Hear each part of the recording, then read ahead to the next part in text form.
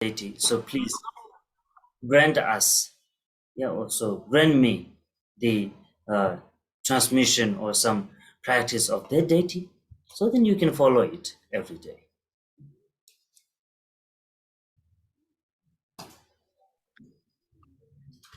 Dạ thưa, thì thầy nói rằng là đúng là hành giả trong cái thời hiện đại bây giờ rất là bận rộn, thì phải đi làm và không có nhiều thời gian để mà thực hành giáo pháp. Thực sự ra thì cái lý do mà chúng ta còn mắc kẹt ở trong cái câu hỏi đó, tức là tôi không biết là tôi phải thực hành gì, là bởi vì chúng ta chưa có hiểu hết được cái ý nghĩa của thực hành như thế nào, và chúng ta chưa có hiểu hết được cái ý nghĩa của những cái vị bổn tôn.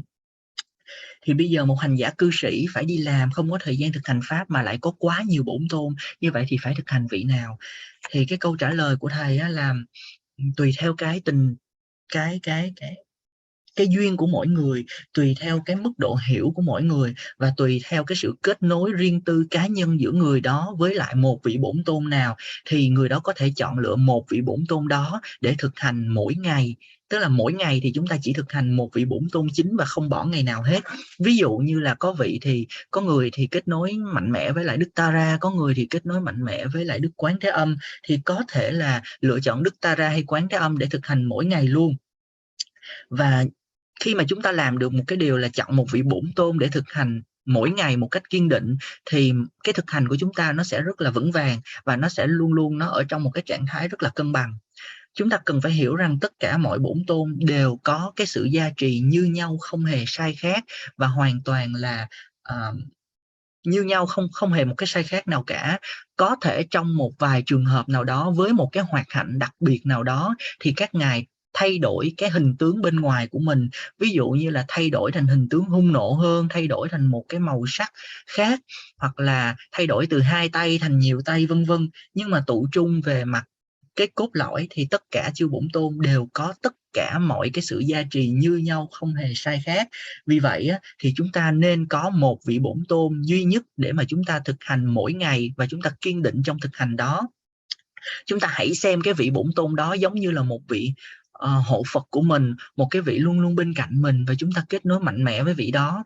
Và nếu như chúng ta có một vị đạo sư gốc, thì chúng ta có thể hỏi vị đạo sư gốc của chúng ta là con thấy là con có kết nối mạnh mẽ với vị bổn tôn này, thì ngài có thể ban cho con cái khẩu truyền để thực hành hay không, vân vân. Thì khi đó chúng ta có thể trình bày với đạo sư gốc của mình. Yes, Rinpoche. And next, the next one is so during the meditation, there may one side there can be a lot of distractions, a lot of thoughts arising in our mind. But on the other side, some people say that they see some Buddhas, they see some Bodhisattvas, they see some deities after they recite some mantra of a deity, and they see that deity. And that deity talks to them to do some practice. So how can we deal with also the distractions and the appearances like that?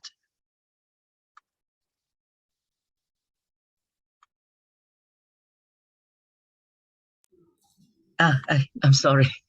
Dạ thưa, là câu hỏi này là, thực ra câu hỏi này là có 2 câu hỏi, thì nhưng mà cùng một chủ đề là thiền định. Tức là có vị thì hỏi rằng là, so actually there are this one come from two persons. One asks about the distractions, and other one asks about some appearance in his meditation.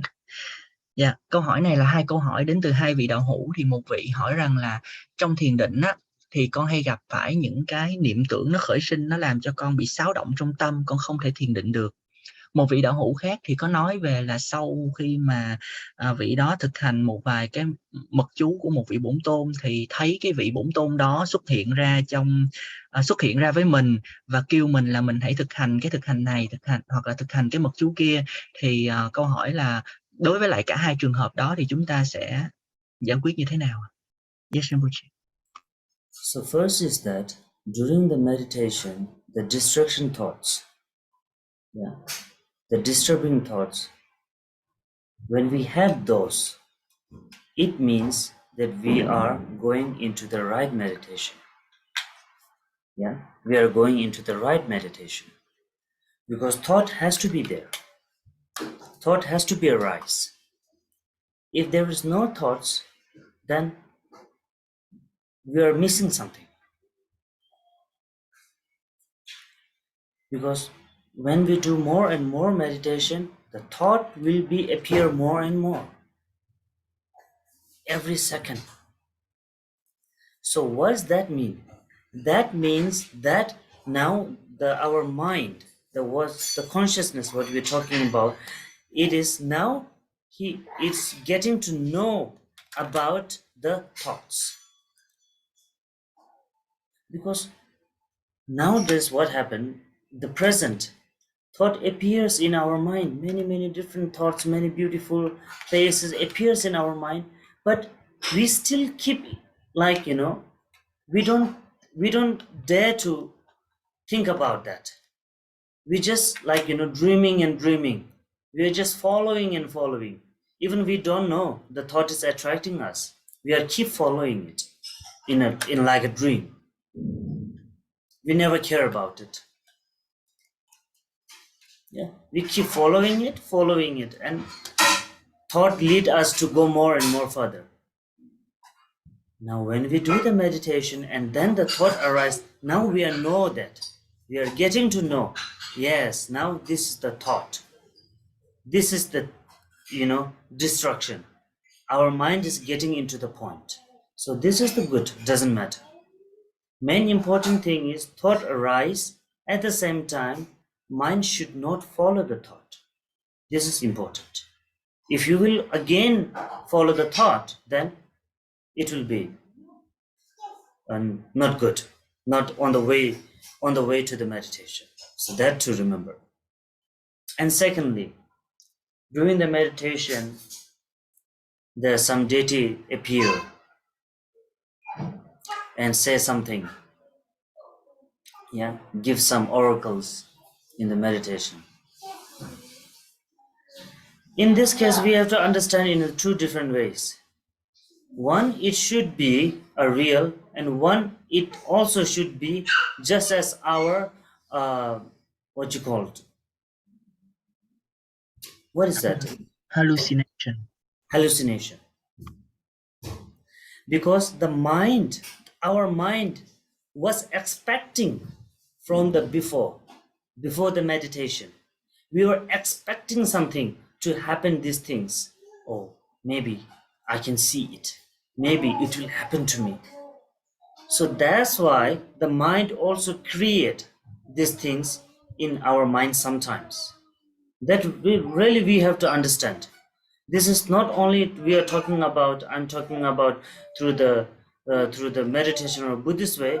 This is also scientifically also they accept this.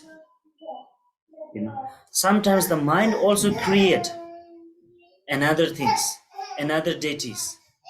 Yeah, another deity. This is very that we have to understand. Yeah. So then what happened then at later, if it is true, then we have to see that, we have to check that whether it is really without conceptual or with conceptuals. That we really have to understand it.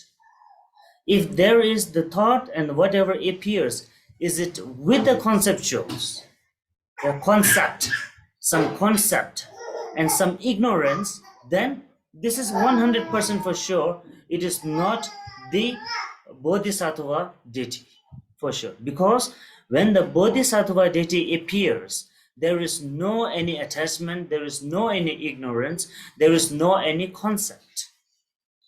So that, however, we have to understand.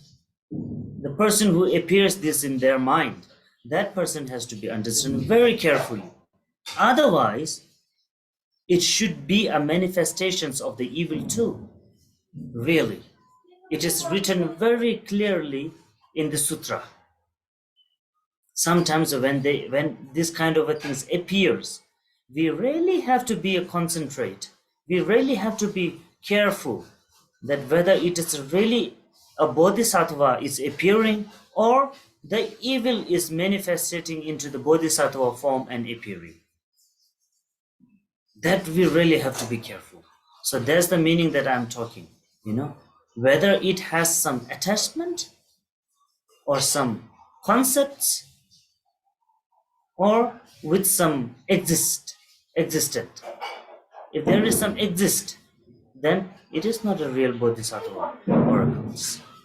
From there we will get to know, really. Yeah.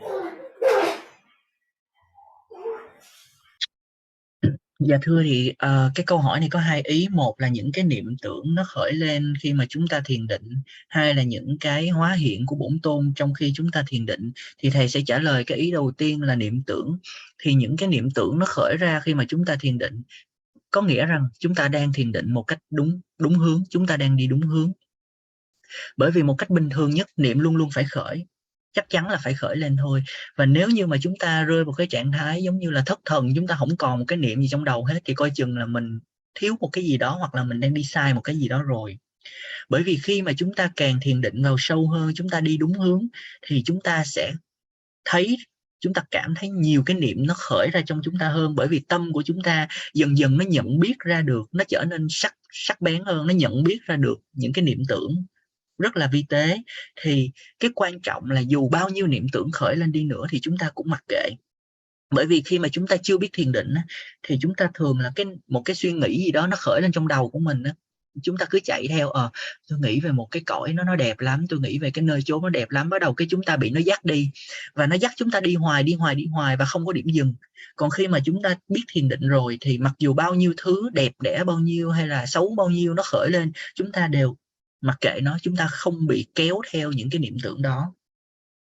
Thì thầy mới nói lại là khi có niệm tưởng, khi càng thiền mà những cái niệm quấy phá nó khởi lên càng nhiều, nghĩa là chúng ta đang đi đúng đường rồi đó. Tại vì khi đó là cái tâm của chúng ta nó đang trở nên sắc bén hơn để nó nhận diện ra được những cái niệm đó. Ý thứ hai là đối với những cái thị hiện của những vị bổn tôn hay những vị Phật Bồ Tát gì đó, khi mà hiện ra trong thiền định của chúng ta rồi nói với chúng ta một vài điều hoặc là yêu cầu chúng ta làm điều gì đó, có hai cái yếu tố chúng ta cần phải phân định. Thứ nhất, đây là một cái sự thị hiện thực tế hay không. Thứ hai, hay là nó chỉ là một cái ảo tưởng của chúng ta thôi. Bởi vì cái tâm của chúng ta nó rất là hay, ngay cả về mặt khoa học hay Phật giáo hay bất cứ tôn giáo nào cũng vậy. Nó có thể tạo ra bất cứ một cảnh giới nào, bất cứ một cái vị nào. Nếu như mà trước khi chúng ta thực hành chúng ta mong chờ cái điều đó nhiều quá, tôi thực hành pháp môn này tôi sẽ thấy vị bổn tôn này, tôi sẽ được gặp vị bổn tôn này. Khi chúng ta mong chờ nhiều quá, tâm chúng ta tự vẽ nên cái vị bổn tôn đó, thì thật sự ra nó chỉ là một cái ảo tưởng của chúng ta mà thôi. Còn nếu như đó là một cái sự hiện ra thật sự thì chúng ta phải xem xét hai điều nữa. Đây là một cái sự hóa hiện có chấp niệm hay là vô niệm. Nếu như mà cái sự hóa hiện này có chấp niệm và nó có một cái hình tướng nó quá sức là cứng nhắc, hoặc là nó có một cái gì đó vô minh che mờ, hoặc là nó cứ một cái chấp niệm gì đó nó cứng nhắc ở trong đó, thì thầy nói rằng 100% chắc chắn rằng đó không phải là một vị Phật Bồ Tát hay là một vị bổn tôn giác ngộ. Bởi vì những vị bổn tôn giác ngộ, các ngài luôn luôn hóa hiện ra là một cái hình tướng không hề có một cái chấp niệm nào cả. Và trong kinh điển ghi rất là rõ, nếu như trong thiền định thấy những cảnh giới, thấy những vị này vị kia, cần phải thực sự thận trọng và xem chừng, vì ma vương có thể thị hiện dưới hình tướng của những vị Bồ Tát. Và nếu như mà một cái thị hiện ra mà chúng ta thấy nó cứng nhắc quá, hoặc là nó có một cái gì đó lấn cứng, nó vướng mắc một cái gì đó, thì xem chừng đi, đó không phải là Bồ Tát hay là Phật đâu, mà có thể là một tinh linh, một ma quỷ hoặc là một ma vương. Yes, Rinpoche. And so now next question. The next one is just like, for example, for the old people, when they practice and they keep in one position, it can make some pain and some discomfort. And so that person, she asked if she can have some break during the practice. And when she gets some break time, say she can go outside and some relaxation, and after the relaxation she can continue the practice, or does she have to complete one time for all the practice? Dạ thưa, cái câu hỏi là nếu mà đặc biệt là những đạo hữu mà có thể là lớn tuổi á, thì khi mà thực hành mà ngồi trong một cái tư thế hoài thì sẽ có những cái khó chịu hoặc là những cái đau trên người, thì có thể là trong một cái thực hành chúng ta có thể nghỉ giữa giờ hay không, rồi xong rồi đi ra ngoài giải lao giải trí một tí xíu, hay là chúng ta phải thực hành nguyên một cái thực hành đó từ đầu tới cuối luôn? As I understand, it's like do the preliminary I'm sorry, or the refuge, the bodhicitta, and after that the main practice. And maybe during the main practice she gets tired or she gets some pain, and so she relax a little bit, and after that she continue the main practice, and after that she do the conclusion, or she has to conclude before have the break time. Yeah. Actually, when we do the practice, it's important to complete the practice in one sit. Yeah. But in another way, what happened is the Buddha has given the permission to those who has a really physical problem. Yeah. Who has a really for the old age, they have a knee problem or some like back pain or something like that. For them, they can practice like sitting on the chair, not really have to be bend their knees. Yeah, they can sit on some any like armchair, so they can do this kind of a practice. But practice, it should be a complete in one. This is good. Yeah. Because when we stop and go, because when we do the practice, during the practice time, there is something that when we talk about the samaya being and the wisdom being, however it comes in our visualizations. So when we keep break and go and then like that for the personal practice, then it will be a little bit difficult to continue the visualization. But other things, it's a big ritual. If it is a ritual, then it doesn't matter. Yeah, because ritual has a part and part and part. Yeah, have a time break in the ritual. It's a time break. But for the personal practice, it should be one kind of package. This is important. Yeah. Dạ thưa, thì với câu hỏi này thì thầy nói rằng là thực ra là khi mà chúng ta thực hành giống như mọi lần trước, thầy có nói với chúng ta bất cứ thực hành nào nó cần phải có 3 phần, là phần tiền hành, phần chánh hành và phần kết lại. Thì khi bất cứ thực hành nào chúng ta nên thực hành một cách trọn vẹn cả 3 phần đó. Thì Đức Phật có cho phép là những cái người mà có những cái vấn đề về mặt thể lý, ví dụ như là lớn tuổi, hoặc là những cái vấn đề đau chân, hoặc là đau lưng, hoặc là bất cứ một cái vấn đề gì về mặt thể lý, thì họ đều có thể thực hành ngồi ở trên một cái ghế dựa chẳng hạn, họ được phép như vậy, chứ họ không nhất thiết là họ phải ngồi xuống rồi ngồi kiết già vân vân, họ không cần phải làm những cái điều đó, họ có thể ngồi ở trên một cái ghế thoải mái. Nhưng mà đó là cái tư thế hoặc là cái cách thức họ thực hành, còn cái cách thức mà họ ngồi để họ thực hành. Nhưng mà đối với thực hành thì nên một cách trọn vẹn, chúng ta đừng nên cắt giữa giờ cái thực hành của chúng ta ra, mà chúng ta nên hoàn mãn cái thực hành đó luôn. Bởi vì khi mà đối với lại thực hành cá nhân thì chúng ta hay nói đến là thể nguyện tôn và trí tuệ tôn, tức là sự kết hợp giữa thể nguyện tôn và trí tuệ tôn. Thì chúng ta đang duy trì cái quán tưởng đó rất là rõ ràng, rất là vững chắc, mà chúng ta ngừng giữa thì nó sẽ bị gãy vỡ ở giữa, và chúng ta khó quay trở lại cái quán tưởng rõ ràng như ban đầu, thì nó sẽ khó duy trì cái thực hành của chúng ta một cách trọn vẹn. Nếu là những cái nghi thức thì không sao, bởi vì những cái nghi thức nó sẽ chia thành nhiều phần, có những cái nhiều phần, nhưng mà nếu mà là thực hành cá nhân thì nên thực hành một cách trọn vẹn. Yes, Rinpoche.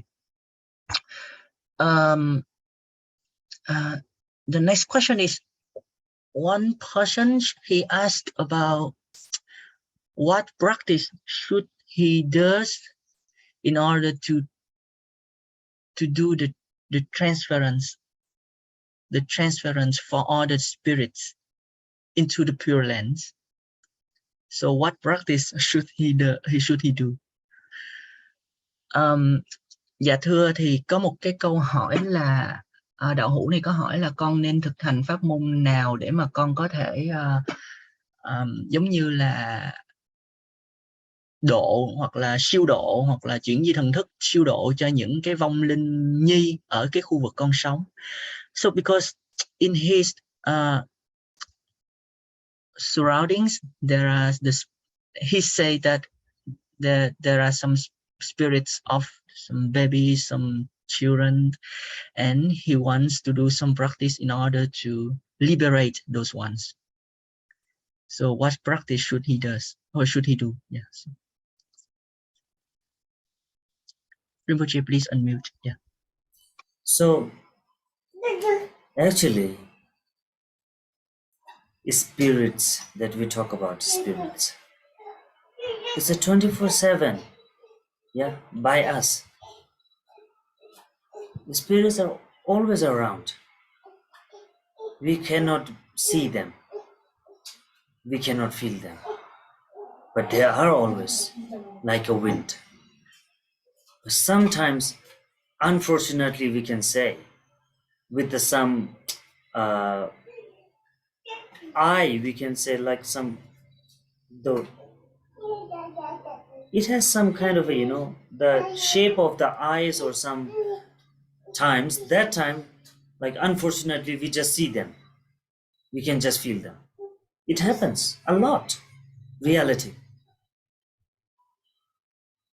Yeah.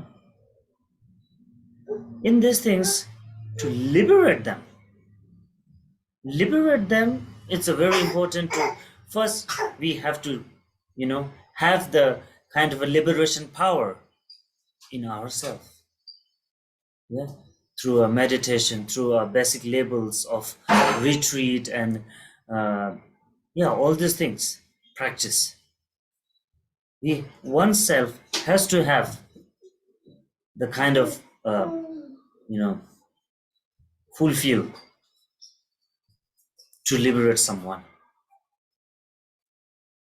whatever we can say, not really a power, but yeah, we have to have a kind of, have to reach our practice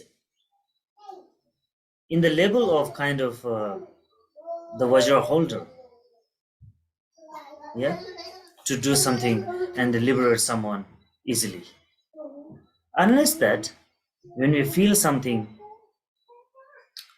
spirits around and all these things, for them, at the night when we feel something, then we can offer a sur to them.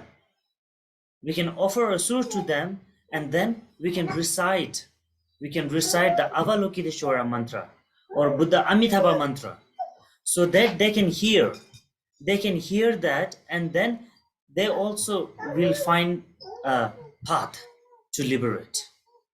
So these things we can do. And at the same time, when we offer the sur and reciting the Avalokiteshvara, the 6 syllables, and after that we can recite some aspiration prayer. Yeah, aspiration prayer. If you make it for them, and when they hear it, so then it will help them to liberate, to cut off their, to clear out their negative karma and reborn as soon as possible. So these things we can do it.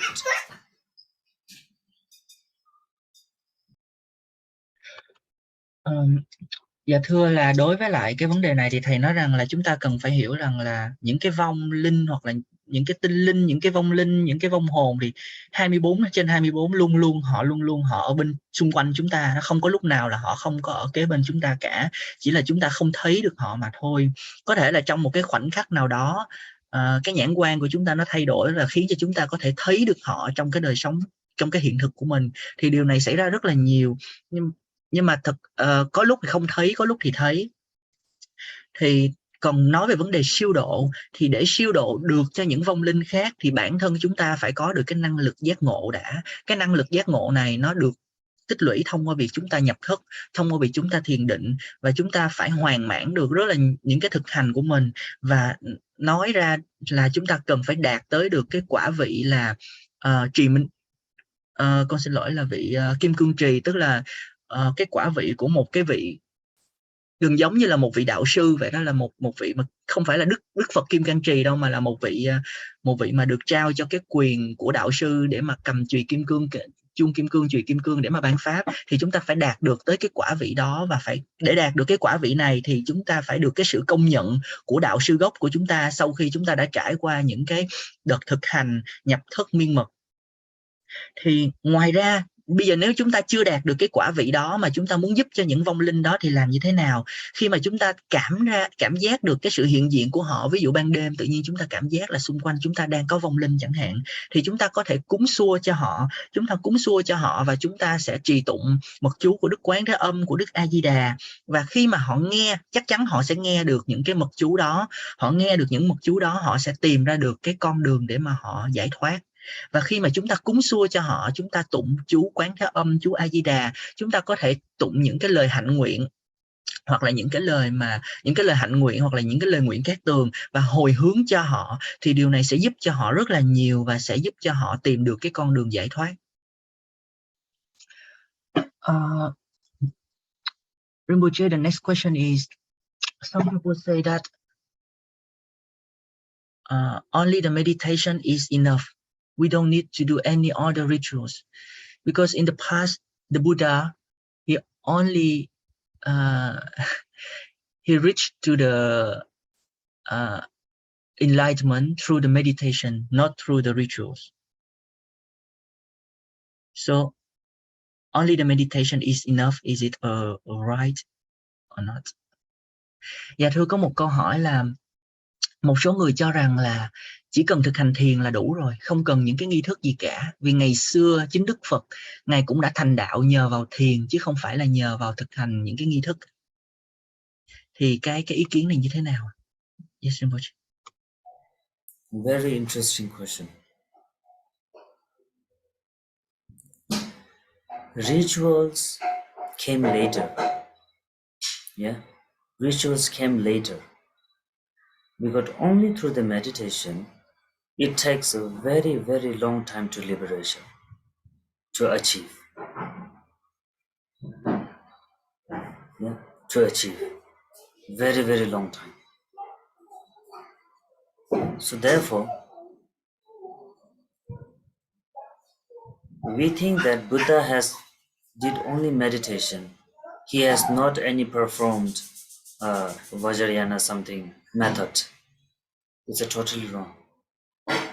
The first Kala Chakra was performed by the Buddha Shakyamuni to his very secret disciples. Kala Chakra.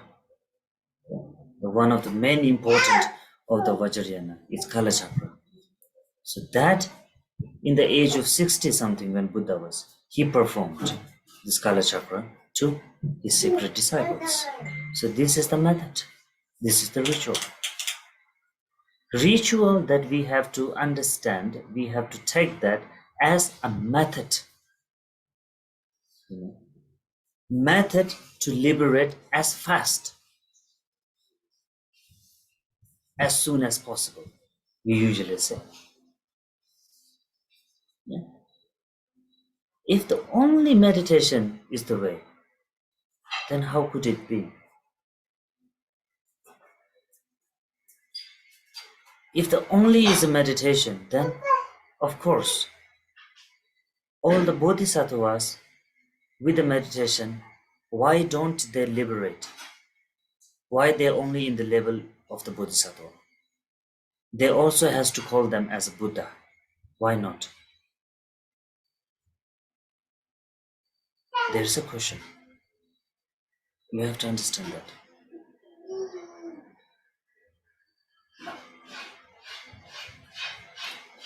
So with the meditation, we support and we put a background support by the rituals. Yeah? To make also the meditation path clear, more easy. That comes from the ritual. And with the help of, we can say straightforward, with the help of different deities, we take a help from there. We take a support from there. Yeah? Because to liberate is very important. until we don't purify totally, you couldn't be able to liberate. So that's why the Buddha Shakyamuni, since Kalpa Thangme Sum, since unlimited 3 eons, unlimited 3 past eons, he accumulate a merit, he accumulate wisdom since past unlimited 3 eons. He did it. He purified himself. And then at the last, he achieved the Buddha. In many, many past, he also has been done some rituals of purifications. So therefore, in this life, he liberated. He became a Buddha. So that we have to understand, never get misunderstood about that. Yeah? The rituals are the method to liberate fast, to achieve in one life. Yeah, definitely. Methods are, the rituals are the one that to achieve the the Buddhahood, Mahaparinirvana, in one body, one life. So this comes from the method. It's a support from the method. Yeah. Dạ thưa thầy nói rằng câu hỏi này rất là hay. Thầy trả lời rằng thứ nhất là nếu chỉ có thiền định thôi thì cũng sẽ đạt được giác ngộ đó, nhưng mà sẽ mất thời gian rất là lâu. Và nếu mà chỉ có thiền định thì sẽ mất thời gian rất là lâu. Và nếu như mà chúng ta nghĩ rằng là Đức Thích Ca Mâu Ni ngài chẳng hề có một cái thực hành về nghi thức nào hết, mà ngài cũng chẳng có một cái thực hành nào về mật thừa nào hết, thì cái suy nghĩ này là hoàn toàn sai. Bởi vì mật điển Kalachakra, tức là mật điển thời Luân Kim Cương, được thực hiện đầu tiên là bởi Đức Thích Ca Mâu Ni. Mật điển thời Luân Kim Cương là một mật điển rất là quan trọng, rất là nổi tiếng trong Kim Cương Thừa, và mật điển này đã được chính Đức Thích Ca Mâu Ni thực hành đầu tiên ở một cái nơi bí mật. Và hình như là thầy nói là vào khoảng những cái năm 60 của ngài, và ngài đã thực hành cái pháp môn Kalachakra này với một vài đệ tử tâm tử của ngài. Và đó là những cái nghi lễ, đó là những nghi thức, đó là thực hành của Kim Cương Thừa. Như vậy thì những cái thực hành này, những cái nghi thức này, hoặc là những cái thực hành về Kim Cương Thừa này, đó chính là những cái phương tiện để mà chúng ta nương vào đó. Vẫn có thiền định, nhưng mà đó chúng ta có thêm cái phương tiện để nương vào đó, chúng ta đạt được cái mục đích là giác ngộ càng sớm càng tốt. Và có thể nói là trong một đời chúng ta có thể đạt được giác ngộ.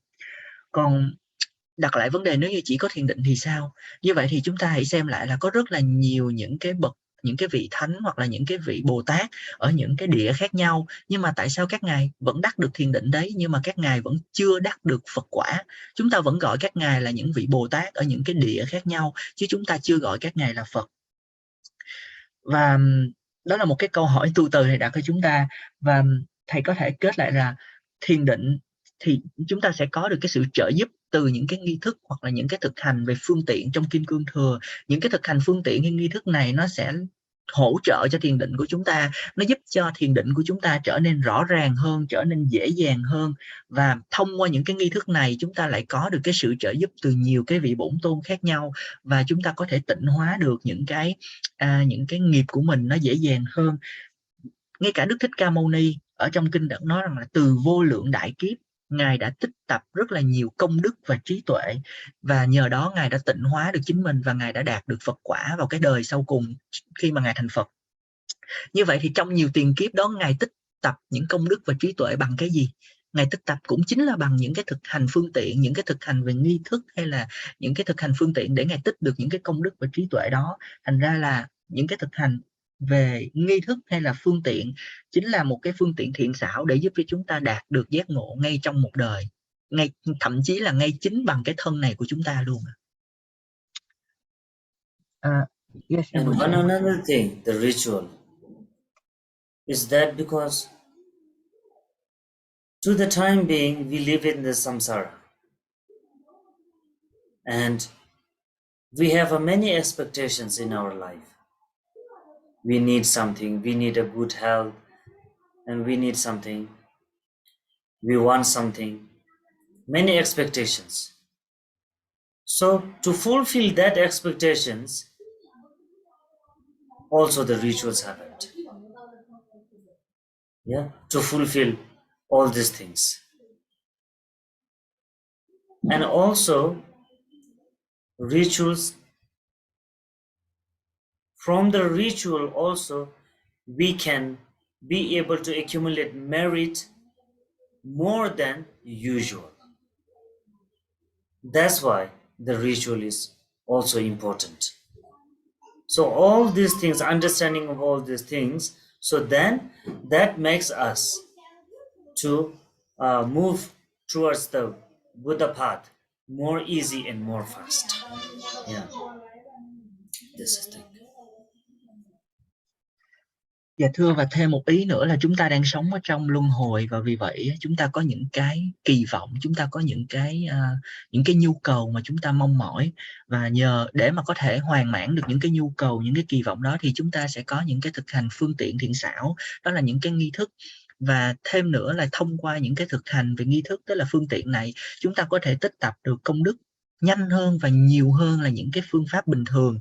Và khi mà chúng ta hiểu được như vậy á, về nghi thức, về những cái thực hành phương tiện, đó là những nghi thức, những nghi lễ và về thiền định, thì chúng ta kết hợp lại thì chúng ta sẽ đắc được Phật quả nhanh hơn và dễ dàng hơn. Yes, Rinpoche. And the next question is about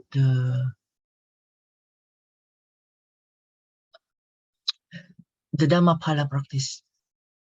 So someone asked about when we practice the Dhammapala, even we have already received the empowerment, how we should visualize the Dhammapala. So we visualize the Dhammapalas in front of us, or on the top of our head, or as ourselves or something. Or for example, for Achi Chukitroma, when we practice Achi Chukitroma, how do we visualize ourselves? We visualize ourselves as Vajrapani or Guru Rinpoche or some other yidams. And Achi, where is she when we visualize? Dạ thưa, thì có một câu hỏi về thực hành hộ pháp, tức là khi chúng ta dù là thậm chí là đã nhận một cái quán đảnh hộ pháp rồi thì chẳng hạn, thì khi mà chúng ta thực hành hộ pháp á, chúng ta nên tự quán mình là cái gì, hoặc là chúng ta nên quán vị hộ pháp ở đâu, chúng ta nên quán vị hộ pháp ở trước mặt mình, hay là ở trên đỉnh đầu mình, hay là chính là mình, hay là gì đó, hay là chúng ta tự quán mình là một vị bổn tôn khác. Ví dụ như trong trường hợp của Đức Achitokiroma chẳng hạn, thì chúng ta sẽ quán như thế nào? Chẳng hạn chúng ta tự quán mình là vị Đức Kim Cương Thủ, hay là Đức Liên Hoa Sinh, hay là một vị bổn tôn nào đó, và chúng ta sẽ quán Đức Achi ở đâu? Yes, Rinpoche.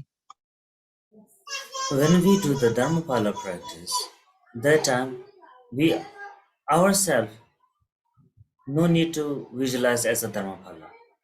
Dhammapala, the visualization is in the front space, in the space in the front. Okay, so this is the thing. Even though when we are doing a practice of Achi, that time also we ourselves as a normal, because Dharmapalas are the wish fulfiller and the protector, the Dharma protector. So that's why when we're doing their practice, we are suggesting them our wishes. We are compromising our wishes to make them to fulfill and to protect them. So that time, the one who is practicing is a normal as who it is. Yeah. So Dharmapala has in the front, in the space, not on our crown or not on our head. Dạ thưa, thì cái câu trả lời là khi chúng ta thực hành hộ pháp, bất cứ vị hộ pháp nào, thì chúng ta sẽ quán vị hộ pháp ở trước mặt chúng ta không bao giờ là quán mình là hộ pháp. Trong trường hợp đối với Đức A-chi cũng vậy, thì khi chúng ta thực hành Đức A-chi thì chúng ta luôn luôn quán Đức A-chi ở trước mặt của chúng ta, và chúng ta là như thế nào? Chúng ta trong thân thể bình thường của mình. Bởi vì đối với những vị hộ pháp là những cái vị cái danh xưng này chúng ta hiểu rồi, những vị bảo hộ của chúng ta, những vị ban cho chúng ta những ước nguyện, những vị hoàn mãn những cái ước nguyện của chúng ta. Thì khi chúng ta thực hành các ngài là chúng ta đang thỉnh cầu các ngài bảo hộ chúng ta và ban cho chúng ta những cái mong nguyện của mình. Thì khi đó thì chúng ta chỉ đơn thuần là ở trong cái hình tướng bình thường của mình mà thôi. Yes, Rinpoche. And the next question. So, for example, the foundation of the Theravada is the Four Noble Truths, and the foundation of the Mahayana is the Noble Eightfold Path. So, what is the foundation of Vajrayana, Rinpoche? Dạ thưa, câu hỏi này là ví dụ như là nền tảng của tiểu thừa chính là tứ diệu đế, còn nền tảng của đại thừa chính là bát chánh đạo, như vậy thì cái nền tảng của kim cương thừa là gì? Yes, Rinpoche. When we come into the Vajrayana, we have to follow those two also. Okay? We have to follow the Theravada also. We have to accept the Mahayana also. Without that too, we cannot be able to reach in the Vajrayana. Understand? So when we come into the Vajrayana, then there are many ways, many levels. Yeah, many levels, even in the Vajrayana also. We need all those, yeah, whatever it says, it talks in the Mahayana, whatever it talks in the Theravada. We have to follow that very strongly. The Mahayana and Vajrayana, following those two, and top on that, then we are following the, especially the, what you call, the Tantra vows. Tantra vows. Tantra vows are very, very difficult to follow. Even in the single moment, there is a chances to, to break down the vows. So therefore, in the Vajrayana, once we get into the Vajrayana, so main thing is that we talk about the Samaya. To having the Samaya with the deity and with the Guru. The one and only root Guru. So that we usually talk in the Vajrayana, the Samaya. Samaya has to become only after the following of the Theravada vow and Mahayana vow. Then top on that, the Vajrayana, the Samaya, Thamsik. Sangha ki Thamsik. We talk about the Sangha ki Thamsik. The Samaya of the Tantra. Following the Samaya of the Tantra. That is important in the Vajrayana.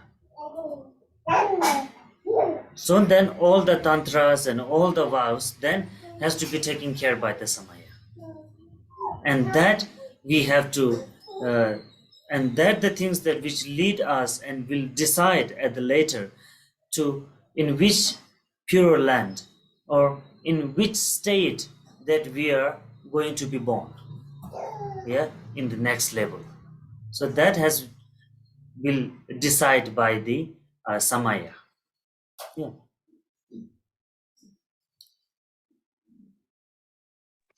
Dạ thưa, đầu tiên hết chúng ta cần hiểu rằng là khi đã là một hành giả kim cương thừa, bắt buộc chúng ta đều phải tuân theo những cái giáo lý của cả tiểu thừa lẫn đại thừa. Nếu không có nền tảng của tiểu thừa và đại thừa thì sẽ không có kim cương thừa. Bởi ngay cả trong kim cương thừa thì cũng được phân ra rất là nhiều những cái mức độ hiểu khác nhau, những cái căn cơ khác nhau. Nhưng mà dù căn cơ nào đi nữa trong kim cương thừa thì bắt buộc đều phải tuân theo những giáo lý của tiểu thừa và đại thừa.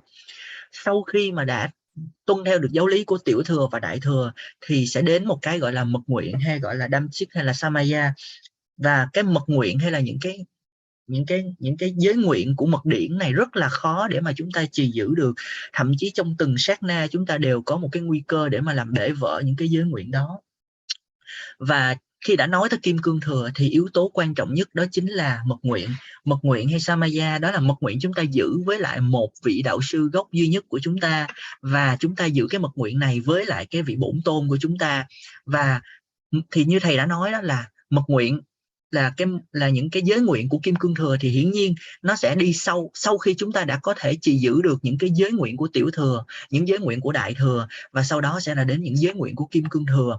Và những cái giới nguyện của kim cương thừa hay là Samaya rất là quan trọng, bởi vì nó sẽ quyết định cái nơi tái sinh của chúng ta trong kiếp sau. Chúng ta sẽ được tái sinh ở cõi tịnh độ hay chúng ta sẽ tái sinh trong những cái hoàn cảnh nào, nó sẽ được quyết định bởi cái việc chúng ta trì giữ được cái mật nguyện trong kim cương thừa như thế nào. Yes, Rinpoche. And even the next question. So, yeah. one another thing that. Yes, sorry.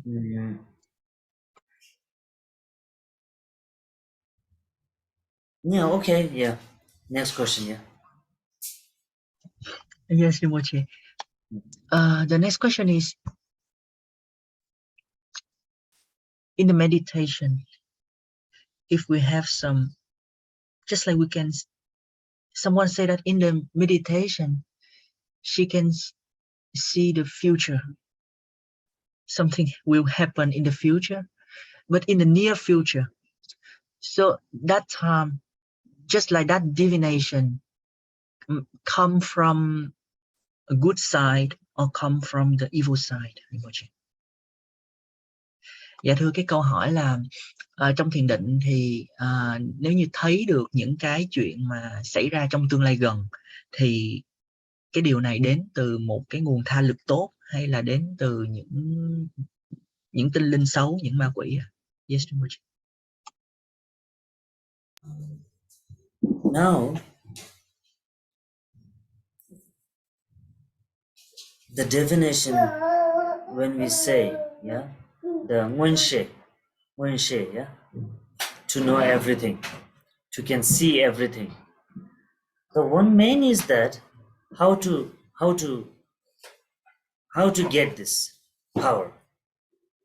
This is not a kind of actually power, but this only will appear. We can, like, the word we talk about, the boundless, yeah, the pure vision. When we talk about the pure vision of Buddha, that Buddha can see everything, past and the future. This kind of a thing is not a miracles, because when the one's ignorance, the main thing is ignorance, yeah, dagzin, I, me, myself, we strongly have this. When we totally demolish this, destroy this I, me, myself, the ignorance from ourselves, totally and totally, then everybody can see the pure vision. That can be only comes from that after when we totally come up from the all above the ignorance. And now in another thing, that when we do the meditation, we see something like that in the future. This is in the doubt now. This will be in the doubt. Whether it is just a hallucination, or maybe it is leading towards something. It's indicating towards something. Because some human beings, we all human beings has a different power within ourselves, different kind of a energy. Each and every human being has. Some from the birth, they have this kind of power that whatever things will happen tomorrow, they can see in the one day before in their dream. Yeah, because this is a real. Some has these things. Yeah, and some like a near future what something will be happening, so they can see in their dream, so that the person will know clearly better than us, with their experience. Maybe before they see something like that, and now nearly in the future, what is the result was good or not. So from that we will get to understand that the indicating is good or the bad. That is very simple. Yeah.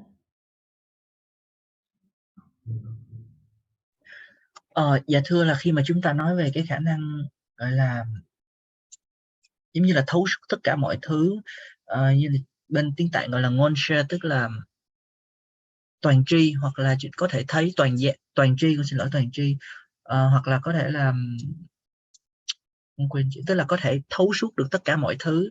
Thì cái này không phải là một cái khả năng dị biệt, nó không phải là một cái phép lạ, mà thực sự ra ví dụ như đối với lại những bậc mà đã giác ngộ thì các ngài có được những cái linh kiến thanh tịnh, hay là đối với Phật thì chúng ta có thể là ngài có được một cái huệ nhãn. Nhờ cái huệ nhãn này của ngài có thể nhìn thấu được tất cả tam giới và không có một cái ranh giới nào cả. Ngài thấu suốt được tất cả vô lượng mất tất cả mọi thứ.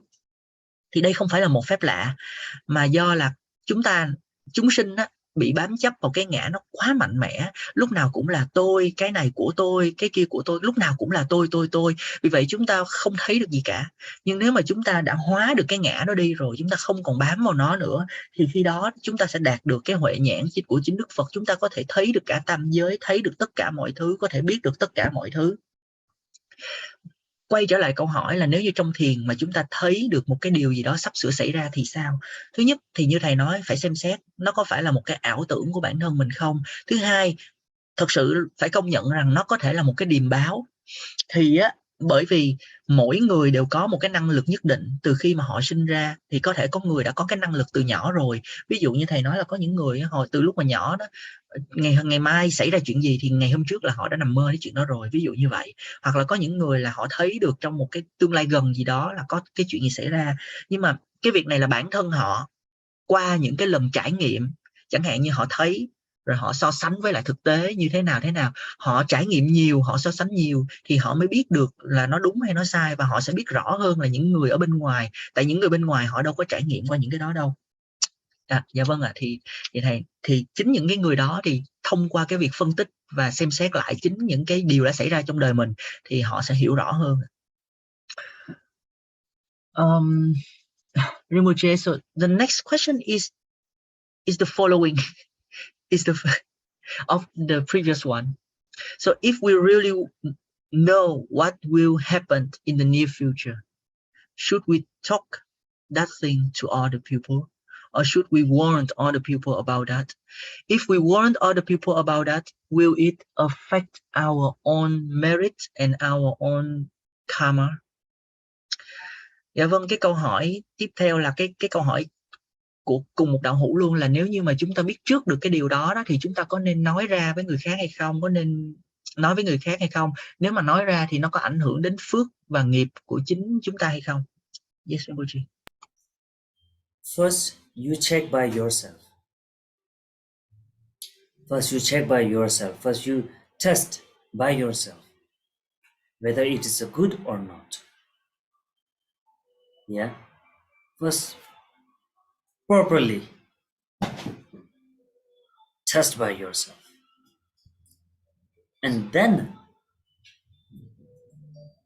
definitely, if you can say to, like, you can share with other. Definitely, if from that, if there is some benefit to that person, definitely, why not? Definitely, why not? But it has to be, whatever you are doing it has to be without any expectations, without any source of ego or pride. Then it will accumulate a merit. If you do these things and sharing with these things, as saying yourself to making your name or some making your fame and name into the public or into city, then it's just as a business, as I can say. There's no benefit. And then only you are misusing your power, that's all. Yeah. Misusing your whatever you have. Whatever the God gifted, what we say. It's not a God gifted, but it's a karma gifted. Yeah. This is received by your own good karma. So you are just wasting your karma. Yeah, definitely. For sure. First, you investigate by yourself several times. Then you can decide it. Yeah. Dạ thưa là câu trả lời của thầy là đầu tiên á, tại vì cái người thấy là họ biết được là họ thấy cái gì, thành ra là bản thân họ là họ cần phải xem xét, họ phải phân định được rõ ràng là cái họ thấy nó tốt, nếu mà nó tốt hay nó xấu, nó thật hay nó giả, và họ phải xem xét và phân định nó một cách rất là chân thành với bản thân, phải thật với chính mình và thật là rõ ràng một cách toàn vẹn luôn, là thậm chí là cái điều đó nó đúng hay không, nó tốt hay không, nếu tôi nói ra nó có đem lại lợi ích gì cho cái người nghe hay không. Và nếu như mà thật sự ra sau khi đã phân định một cách rõ ràng toàn vẹn rồi mà nó đem lại được một cái lợi lạc gì đó cho cái đối tượng mà người đó nói ra đó, thì tại sao lại không được quyền nói? Chúng ta vẫn có thể nói với một điều kiện là cái người mà thấy được cái tương lai đó họ chia sẻ lại, họ báo lại với người khác mà họ không được có một cái kỳ vọng nào cả, họ không có được một cái ngạo mạn nào cả. Bởi vì nếu như họ nói ra mà họ kỳ vọng có một cái gì đó được trao ngược lại cho họ, hoặc là ai đó khen họ, họ có danh có tiếng, thì khi đó nó trở thành giống như là một cái cuộc buôn bán gì đó, nó không có ý nghĩa gì cả, và họ đang lãng phí đi cái khả năng của mình. Thầy nói rằng là nhiều người hay nói rằng là cái này là khả năng thiên phú, tức là khả năng trời cho. Thực sự nó không phải là trời cho, chẳng có một vị thần nào cho hết trơn á. Nó đến từ chính cái nghiệp của chúng ta, từ chính những cái nhân mà chúng ta đang gieo trong quá khứ, thì cái kiếp này chúng ta có được những cái món quà đó. Thì thầy nói rằng chính bản thân cái người mà họ thấy á, là họ cần phải xem xét một cách chân thành, một cách toàn vẹn, xem có thật sự có lợi hay không, và mọi thứ đều làm không có được kỳ vọng gì cả và không được ngạo mạn. Yes, Rinpoche. And the next question. So you talk about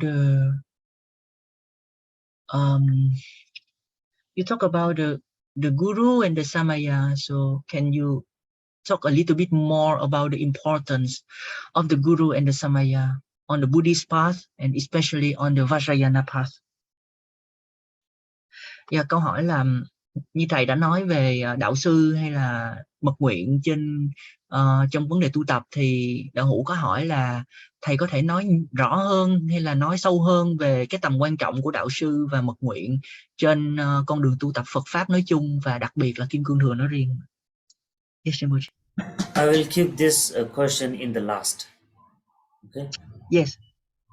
Dạ, cái câu hỏi này thì thầy sẽ để thầy sẽ trả lời sau cùng.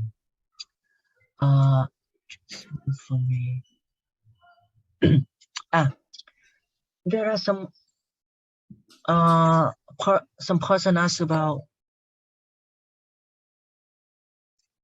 when we do the meditation. So you say that we should not follow the thoughts. We should not follow the appearances when it arises in our thought, when they arise in our mind. So can you please teach us some technique to calm and to abide our own mind? Và câu hỏi là thì giống như thầy nói là khi mà thiền định thì chúng ta không nên bị cuốn theo những cái cảnh trong tâm, những cái niệm trong tâm, thì thầy có thể chỉ cho chúng ta một cái cách nào đó để mà chúng ta có thể an trụ được cái tâm của mình hay không? Yes, So calm means, first of all, the mind calmness, it has to be from the body posture, how your body language representing it. Yeah, presenting it. So therefore, when the body is in the straight position, yeah, into the straight position, then all the channels, the nerves we have in our body,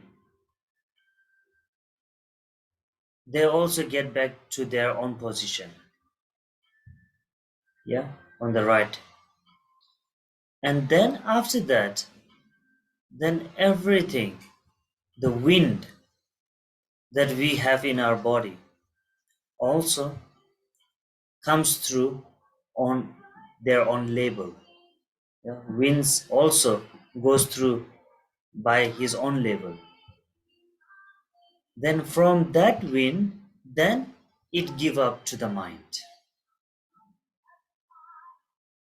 it push up to the minds, push up to the brains.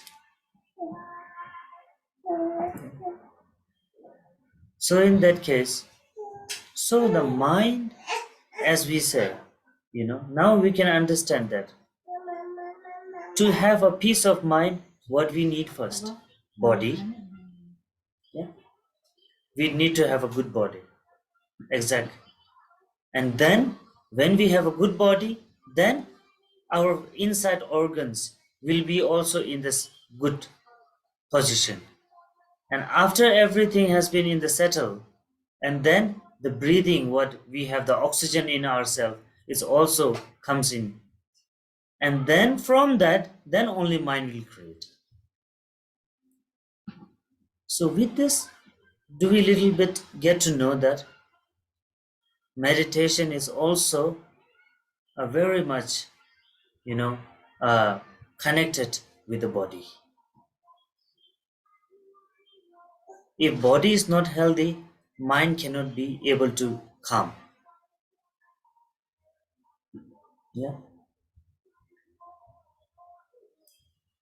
So when we do the meditation, looking at, actually it is the looking at to yourself. Looking at to yourself. Not looking to other, looking at to yourself. That there's different ways of that. In some cases, in some different level, that they do meditation with a closed eye, totally, very much close. But in some, they do the open eyes. We open our eyes and then we do the meditation. Because it says, whatever the appearance, the appearance in front of our eyes will not any affect to you.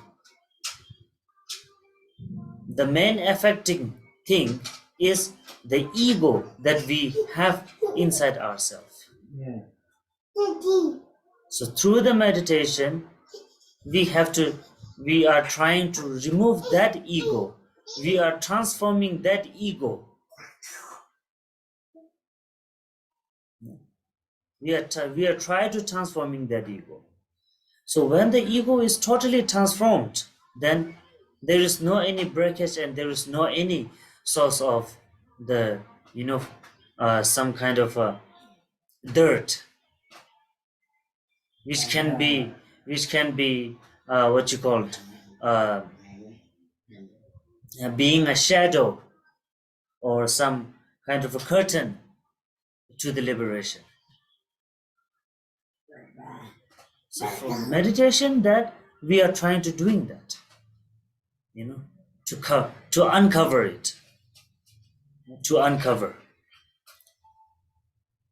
whatever that slab that we have covered on the ego, yeah, desire and jealousy and everything.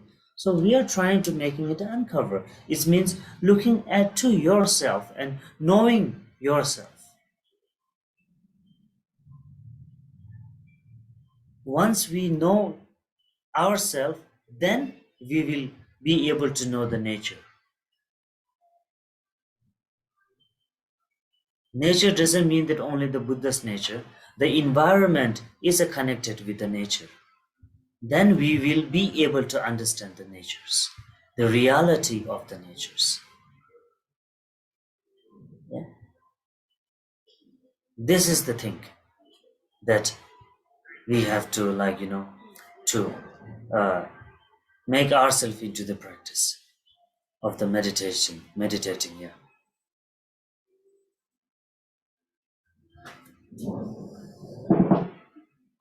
Dạ thưa, thì thầy nói rằng là khi mà nói đến cái việc an định được tâm á, thì đầu tiên hết nó phải đến từ cái tư thế của thân của chúng ta. Khi mà chúng ta có giữ được cái tư thế thân thẳng thì tất cả những cái đường kinh mạch của chúng ta nó sẽ đi vào đúng cái vị trí của nó sẽ thẳng, nó sẽ được thông suốt, và khi đó cái khí trong người của chúng ta nó cũng sẽ được thông suốt. Và khi đường kinh mạch và khí nó thông suốt như vậy thì tâm của chúng ta tự nhiên nó sẽ được định lại. Và như thầy nói á, cái việc mà tâm chúng ta có được an bình hay không, có an hay không, nó phải đến đầu tiên là từ một cái thân thể khỏe mạnh. Khi chúng ta có được cái thân thể khỏe mạnh với tất cả những cái cơ quan trong cơ thể chúng ta đều khỏe mạnh và nó đều được cung cấp oxy, đều được hít thở rất là khỏe mạnh bình thường, thì tự nhiên tâm của chúng ta nó cũng sẽ được an định lại thôi. Bởi vì thiền định luôn luôn nó gắn kết với lại cái thân này của chúng ta thiền định trong cái thân này, thành ra nó sẽ bị ảnh hưởng và nó gắn kết với cái thân này của chúng ta. Vì vậy khi mà chúng ta thiền định á, thì khi đó thì chúng ta sẽ, người ta nói là thiền định là chúng ta nhìn về chính mình, chúng ta quay trở về với chính mình, chúng ta nhìn vào chính bản thân mình. Thì có nhiều cách ở những cái truyền thống khác nhau. Có những truyền thống họ thiền định thì họ nhắm mắt lại, có những truyền thống thì họ mở mắt ra. Nhưng mà trong truyền thống của chúng ta mở mắt ra, bởi vì có được cái có một câu nói rằng là những cái hiện tướng bên ngoài không thể nào ảnh hưởng được chúng ta. Thứ duy nhất ảnh hưởng chúng ta đó chính là cái ngã của chúng ta mà thôi. Qua vì cái thiền định chúng ta sẽ chuyển hóa được cái ngã này. Và khi đã chuyển hóa được cái ngã này rồi thì chúng ta không còn những cái vướng mắc, những cái chướng ngại, những cái che chắn để mà chúng ta đạt được giác ngộ nữa.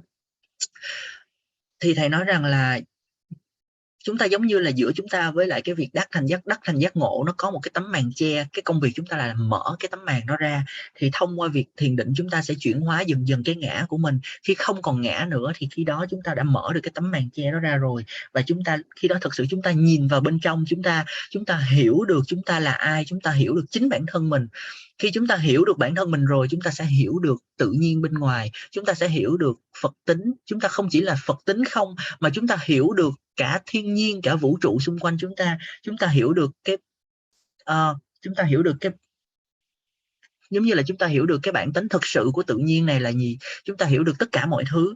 Thì đó chính là cái mục đích mà chúng ta thiền định. Thì như thầy nói thì đầu tiên hết là nó sẽ liên quan đến cái tư thế thân của chúng ta, bởi vì nó và cái cách mà chúng ta mở mắt, cái cách chúng ta hiểu, cái cách chúng ta nhìn vào bên trong. Yes, Rinpoche.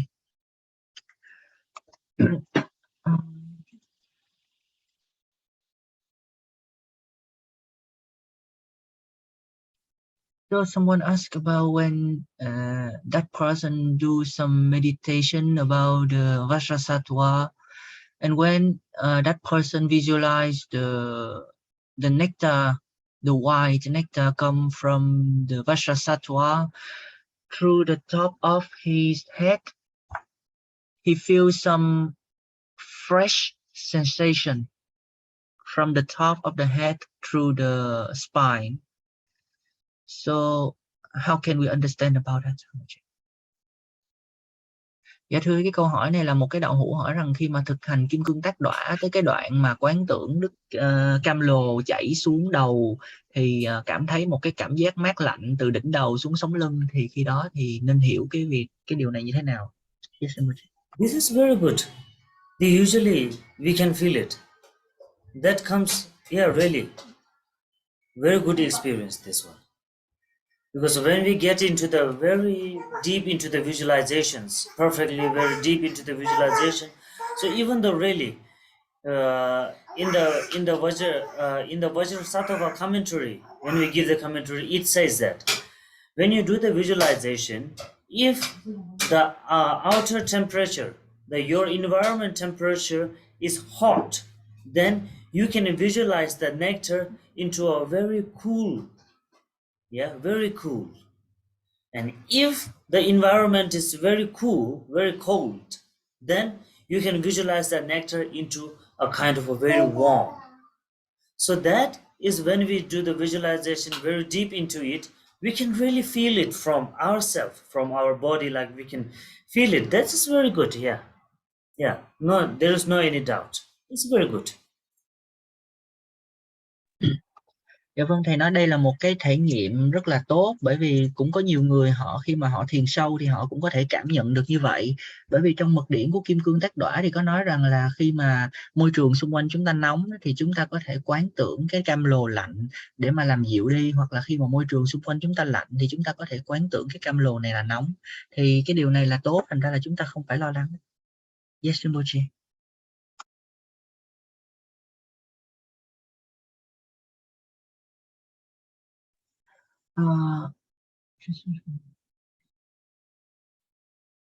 So it's almost,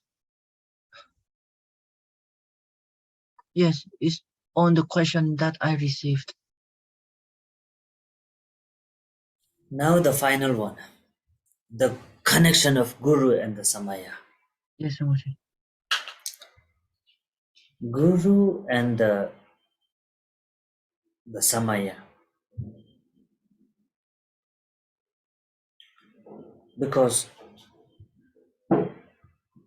in every practice, every religious also we can say,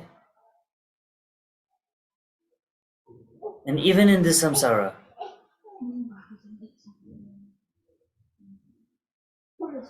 if there is no any guidance, we couldn't be able to do anything. Yeah. However, there should be one guidance, even in our life. From the birth, we need a guidance of our parents. So we learn from the parents, then when we grow up, we do and we follow that. So at the same time, as same as that, now furthermore, we're talking about some liberation and some so and so pure land, to be born in the pure land. So however, in that, we also need a guidance, a human guidance, real human guidance. And with one faith, we have to follow that human first. And then when we talk about in the Vajrayana, then it's understanding the human into the Vajradhara, and so and so. Yeah. So when we follow that, the guidance of that person, the Guru, then we could be able to reach that destination.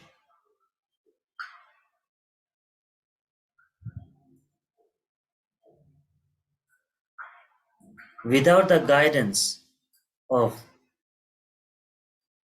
your primary school teacher, you cannot be able to reach the level of class 12. Yeah, you won't be able to reach to get into the class 12 or graduate. However, you have to hold one teachers, yeah, who teach you the ABC. But in the way, until to the graduation, there will be many teachers, different teachers. But who was the main teacher of your life? That who teach you the alphabet, ABC, was the main teacher who show you the alphabet. Yeah.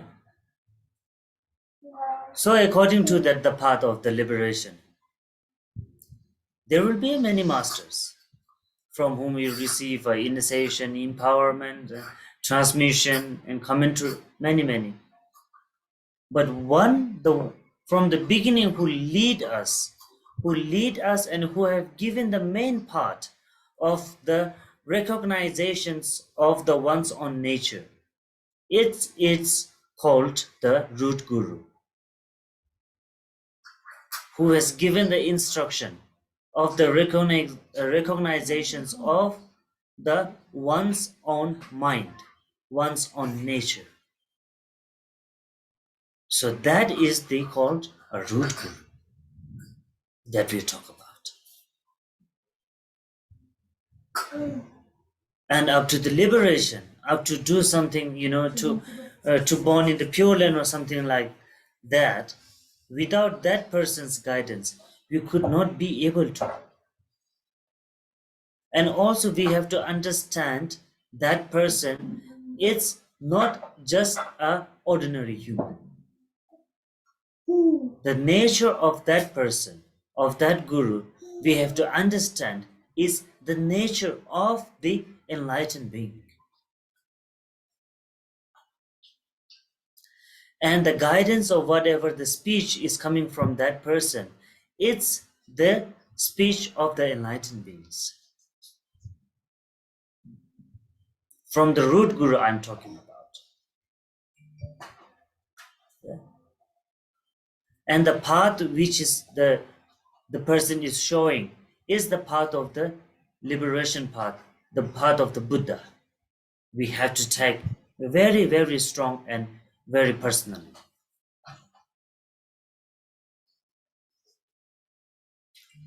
And that to be happen, to be happen and to be a very, very strong, it's by the samaya, which comes in the between of the guru and the student. The connection, the feelings, the connection, the border.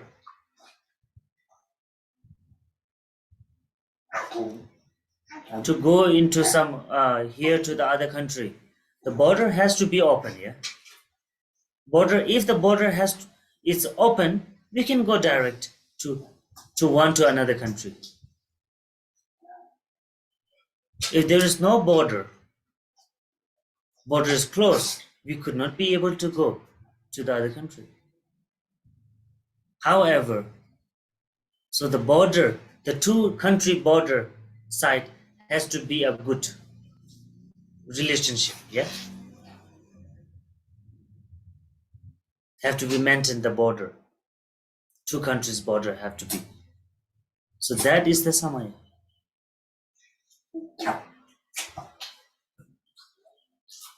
To keep the path strong and connection direct to the lineage is by the samaya. And in another form, we talk about the bodhicitta. Bodhicitta is the samaya. I usually talk about that.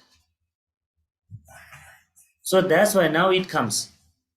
Bodhicitta means the same vow of the Theravada and the same vow of the Mahayana is now over here in the samaya.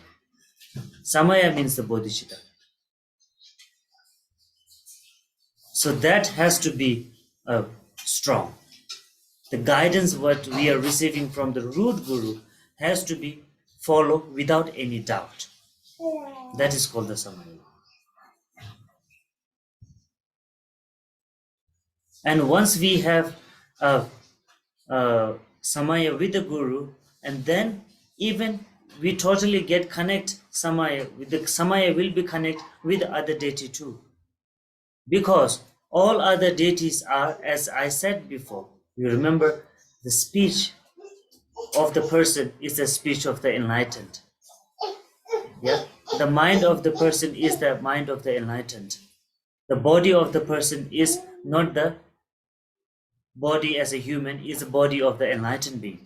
So that's why then now the other old deities, Tara, Manjushri, whatever, we have to understand that is the manifestations of the Guru. And in that, we have to have a one-sided concentration and faith in this. So then we will get to know that what is the difference of the deities and who is the deity and who is the Guru. And why is the Guru is important? Because Guru is the one that whatever the deity has to be appear from the root Guru's body, speech and mind. And that is the only one which lead us to the liberation. That's all.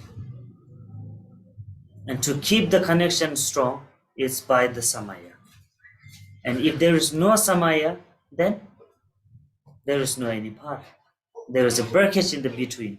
So then there won't be, how much you try, how much you practice, if the samaya is a breakage and not unstable, then there's, I'm sure there won't be a 100% result. Never. Yeah. Now this is the thing.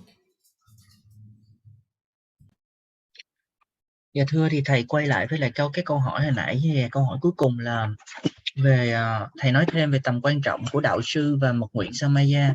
Thì thầy nói rằng là trong tất cả những cái thực hành nào, trong tất cả mọi tôn giáo, đã là sinh ra ở trong cái cõi luân hồi này, luôn luôn chúng ta phải cần có một cái người dẫn dắt. Ví dụ như là khi chúng ta sinh ra, chúng ta nương tựa vào cha mẹ của chúng ta để mà chúng ta lớn lên từ từ, chúng ta cần cái sự dẫn dắt của cha mẹ. Thì cũng giống như vậy, khi mà chúng ta nói về đạo lộ để đắc được giác ngộ, hoặc là để đến được một cái cõi tịnh độ nào đó, chúng ta cần phải có một cái sự dẫn đường, một cái sự chỉ dẫn. Và thực sự chúng ta cần phải có một sự chỉ dẫn từ một vị mang thân người, và chúng ta luôn luôn phải xác tín với lại chính mình rằng vị thầy đó, đặc biệt là đối với hành giả Kim Cương Thừa, thì cái vị thầy đó chính là Đức Phật Kim Cương Trì, không sai khác. Thì khi mà chúng ta nương theo vị thầy đó thì chắc chắn chúng ta sẽ đến được cái nơi mà chúng ta mong muốn. Ví dụ như chúng ta đạt được Phật quả, hoặc là chúng ta đến được cái cõi tịnh độ mà chúng ta mong cầu. Thầy lấy ví dụ đi, bây giờ nếu như chúng ta không có không có cái người thầy tiểu học, cái người đầu tiên mà dạy cho chúng ta chữ A, chữ B, chữ C á, thì đừng bao giờ mà nghĩ tới cái việc mà chúng ta tốt nghiệp được lớp 12. Dù trong suốt cuộc đời chúng ta có rất là nhiều những vị thầy ở cấp 1, cấp 2, cấp 3 vân vân, nhưng mà cái vị đầu tiên, cái vị mà đặt nền móng cho chúng ta, cái gốc rễ đó chính là cái vị mà dạy cho chúng ta cái bảng chữ cái. Thì cũng giống như vậy, trong Kim Cương Thừa, khi mà chúng ta tu tập, chúng ta nhận được rất là nhiều những quán đảnh khẩu truyền, những chỉ dẫn này kia từ rất là nhiều những cái vị thầy khác, nhưng mà chúng ta chỉ có một vị đạo sư gốc mà thôi. Và vị đạo sư gốc đó làm sao chúng ta xác định đó là cái vị đầu tiên mà cho chúng ta được những cái chỉ dẫn và trực chỉ cho chúng ta được bản tính tâm của mình. Cái vị mà đầu tiên trực chỉ cho chúng ta được bản tâm của mình thì đó chính là vị đạo sư gốc của chúng ta. Và trên cái con đường mà để đạt được giác ngộ hay là đến cõi tịnh độ, nếu như không có đạo sư gốc thì chúng ta không bao giờ đạt được những cái điều đó.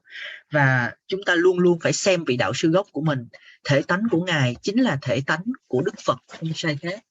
Và vì thể tánh của Ngài là không sai khác với lại Đức Phật, thành ra bất cứ những cái chỉ dẫn, những cái lời mà xuất ra từ kim khẩu của Ngài, tất cả đều là những lời của Đức Phật.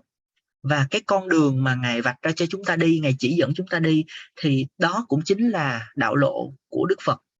Và chúng ta bắt buộc luôn luôn phải trì giữ cái đạo lộ này hết sức là nghiêm ngặt, và chúng ta phải giữ hết sức là cá nhân, tức là giữ cá nhân cho chúng ta, giữ bí mật về những cái đạo lộ, những cái chỉ dẫn riêng tư này của Ngài. Và để giữ được cái sự kết nối trên cái con đường bước đi, trên cái con đường đạo lộ này, thì chúng ta cần phải có mật nguyện, đó là Samaya. Nó chính là cái sự kết nối giữa chúng ta, giữa đạo sư và đệ tử. Thầy lấy một cái ví dụ dễ hiểu, giữa hai quốc gia cạnh nhau thì có hai cái biên giới, thì đó là một cái biên giới nhưng mà một bên là của nước này, một bên của nước kia, thì nếu như mà muốn đi thoải mái thì hai bên cùng phải mở. Còn nếu như mà một bên đóng, một bên mở, hoặc là cả hai bên đóng, thì chắc chắn không thể nào thông qua được nhau. Thì cũng giống như vậy, Samaya hay mật nguyện đó chính là chúng ta mở ra cái cửa hai biên giới để mà đạo sư và đệ tử có thể có được một cái mối liên kết rất là mạnh mẽ và rất là chặt chẽ với nhau. Và khi mà nói tới mật nguyện thì người ta hay nói đến Bồ Đề Tâm. Đúng là như vậy, Bồ Đề Tâm cũng chính là mật nguyện. Bởi vì như thầy nói, để bước đến mật nguyện của Kim Cương Thừa, chúng ta phải trì giữ những giới nguyện của Tiểu Thừa và Đại Thừa. Và trong những giới nguyện của Tiểu Thừa và Đại Thừa, chúng ta đã phải trì giữ Bồ Đề Tâm rồi. Và vì vậy Bồ Đề Tâm cũng chính là một phần của mật nguyện. Và ngoài ra thì những chỉ dẫn của đạo sư của đạo sư gốc dành cho chúng ta chính là những cái mật nguyện, mật điển của chúng ta mà chúng ta cần phải trì giữ hết sức có thể. Khi chúng ta giữ được mật nguyện với đạo sư, với guru, thì tự khắc chúng ta có được cái sự kết nối mật nguyện giữa chúng ta với lại tất cả chư bổn tôn. Bởi vì như thầy nói, đạo sư đối với chúng ta, thể tánh Ngài là thể tánh Phật, thành ra thân Ngài là thân Phật, khẩu Ngài là khẩu Phật, và tâm Ngài là tâm Phật. Vì vậy tất cả bổn tôn đều là sự hóa hiện của đạo sư, không sai khác. Và chúng ta phải có một cái sự xác tín một cách nhất tâm và một cách chuyên chú về một vị đạo sư duy nhất. Bởi vì chúng ta hiểu rằng là rốt cuộc ra bổn tôn là gì? Bổn tôn, tất cả bổn tôn chỉ là cái sự hóa hiện từ thân, khẩu và ý của đạo sư ra mà thôi. Đó. Thành ra là chỉ có một vị, đó chính là đạo sư gốc, chính là vị dẫn chúng ta đến cái giác ngộ mà thôi. Nếu như chúng ta không giữ được Samaya hay mật nguyện với đạo sư gốc của chúng ta, dù chúng ta cố gắng thực hành cỡ nào đi nữa thì cũng không có kết quả gì cả. Thì đó chính là những cái lời mà thầy chia sẻ cho chúng ta về vấn đề đạo sư và mật nguyện. Yes, Rinpoche.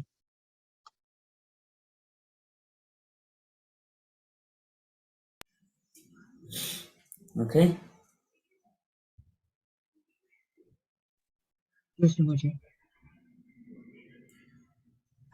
I'm so sorry. There is one more request, if it is possible. So some person want to ask if you can teach us how to do some, just like some simple sang offering or sur offering at home.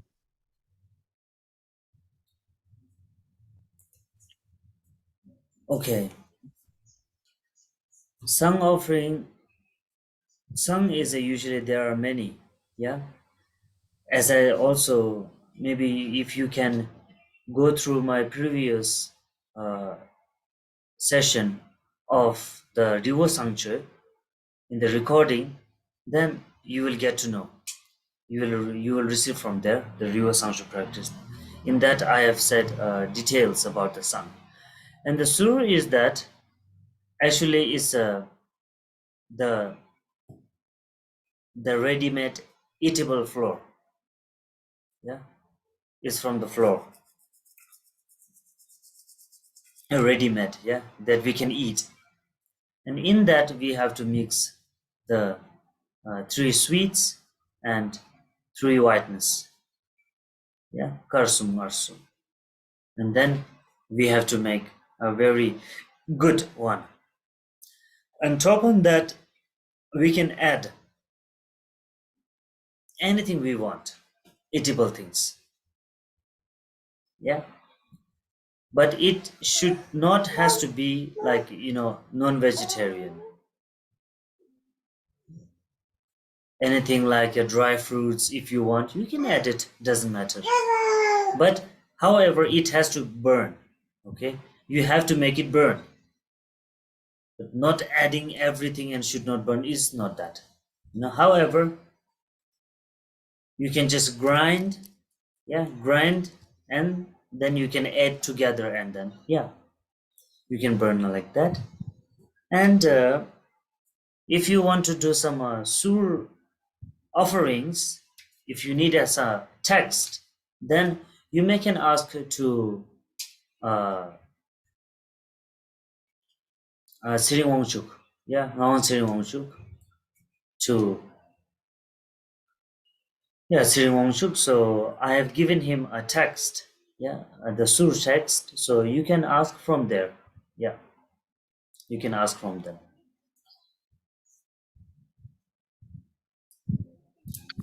Dạ thưa, là có một cái cái câu hỏi là thầy có thể hướng dẫn cúng sang hoặc là cúng xua được hay không? Thì đối với lại sang á, cúng sang thì nó có rất là nhiều những cái thực hành hoặc là những cái bản văn cúng sang khác nhau. Thì một trong số đó là có Riwo Songchot, tức là cúng dường khói núi. Thì cái bản Riwo Songchot này á, thì cái phần hướng dẫn á, thì thầy đã giảng rồi và cũng đã có ghi âm rồi và trên cái kênh của thầy. Thì nếu như mà cần thì đạo hữu hỏi câu hỏi này có thể lên đó để mà xem và nhận lại cái chỉ dẫn của cái Riwo Songchot từ thầy. Về xua thì đầu tiên hết đó là nguyên liệu là một cái loại bột mà phải là ăn được, và sau đó thì chúng ta sẽ trộn với lại 3 chất ngọt và 3 chất trắng và trộn thật là đều, thật là đều. Và trên đó chúng ta có thể cho bất cứ những cái thứ gì mà ăn được, nhưng mà phải là chay, không được mặn, bắt buộc phải là thuần chay. Ví dụ như là trái cây khô hay là những cái loại hạt gì đó, nhưng mà nhớ là phải cháy được nha, tại vì chúng ta phải đốt nó lên chứ chúng ta không có phải để không đó. Thành ra là có thể nghiền hết tất cả mọi thứ ra thành bột xong rồi chúng ta cùng đốt lên. Thì đối với bản văn thì thầy cũng có một cái bản văn cúng xua, thì thầy có gửi cho con nhưng mà con cũng chưa có dịch xong cái bản Việt ngữ. Nhưng mà nếu mà ai mà có cần thì cũng có thể liên lạc trước, thì khi nào mà có cái bản dịch Việt ngữ thì con gửi cho vị đạo hữu đó. Dạ, còn đối với sang thì mọi người có thể lên trên YouTube của thầy, cái kênh của thầy thì có cái phần hướng dẫn Riwo Songchot, cũng như là thầy có thực hành Riwo Songchot theo cái giai điệu thì mọi người có thể học theo ạ. Yes, Rinpoche.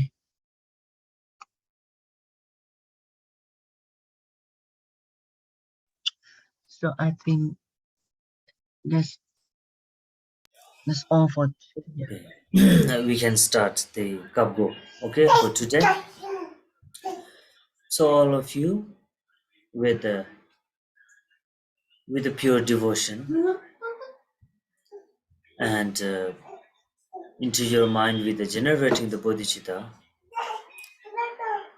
and that the kako is to protect yourself, your body, speech, and mind, and at the same time to protect all the sentient beings that who are sufferings from many unwanted disease, yeah? many unwanted disease, and from the many kind of obstacles that which affects from the their own negative karma, and also from their spirits, witch, and evils. So may protect all of them together, okay, from the kako today, and to praying to the with the two hands together and listen to the kako, okay. Dạ thưa, thì bây giờ chúng ta sẽ tiến vào cái buổi lễ thọ nhận gia trì Cago bảo hộ. Thì tất cả mọi người chúng ta thì hãy phát khởi một cái động cơ thật sự là thanh tịnh, và hãy sinh khởi ra Bồ Đề Tâm ở trong tâm của mình. Và chúng ta hãy hiểu rằng là khi thầy làm lễ Cago thì chúng ta sẽ thọ nhận được sự bảo hộ về thân, về khẩu, về ý cho chính chúng ta trước. Sau đó là chúng ta, và cái sự bảo hộ này cũng sẽ lan đến cho tất cả mọi chúng sinh trên tất cả ở trong cõi luân hồi này. Và tất cả chúng sinh cũng như là chúng ta sẽ thọ nhận được sự bảo hộ khỏi bất kỳ những cái bệnh tật không mong muốn nào, khỏi những cái chướng ngại đến từ nghiệp chướng, đến từ những tinh linh, đến từ bùa ngải huyền thuật vân vân, mà chúng ta sẽ được bảo hộ khỏi những điều đó. Và chúng ta hãy phát khởi động cơ thanh tịnh và Bồ Đề Tâm mà. Yes, Rinpoche. Sanje Chodam Soji Chodam La Janju Portunda Ne Jabzu Chen Dagi Kaku Jibi Sonam Ji Enrola Penje Sanjen Rubrasho Sanje Chodam Soji Chodam La Janju Portunda Ne Jabzu Chen Dagi Kaku Jibi Sonam Ji Enrola Penje Sanjen Rubrasho Sanje Chodam Soji Chodam La Janju Portunda Ne Jabzu Chen Dagi Kaku Jibi Sonam Ji Enrola Penje Sanjen Rubrasho Samje Tamje Dewadan Dewe Judan Tembar Juji Samje Tamje Dumula Dungi Judan Tawar Juji Samje Tamje Dungal Me Ben Dewa Tambada Mendawan Juji Samje Tamje Dedugi Ju Chada Nirena Trawe Tanyum Chambula Sami Yurindu Nebar Juji Samje Tamje Dewadan Dewe Judan Tembar Juji Samje Tamje Dungal Dungi Judan Tawar Juji Samje Tamje Dungal Me Ben Dewa Tambada Mendawan Juji Samje Tamje Dedugin Juja Nirenda Trawe Tanyum Chambula Sami Yurindu Nebar Juji Samje Tamje Dewadan Dewe Judan Tembar Juji Samje Tamje Dungal Dungi Judan Tawar Juji Samje Tamje Dungal Me Ben Dewa Tambada Mendawan Juji Samje Tamje Dedugin Juja Nirenda Trawe Tanyum Chambula Sami Yurindu Nebar Juji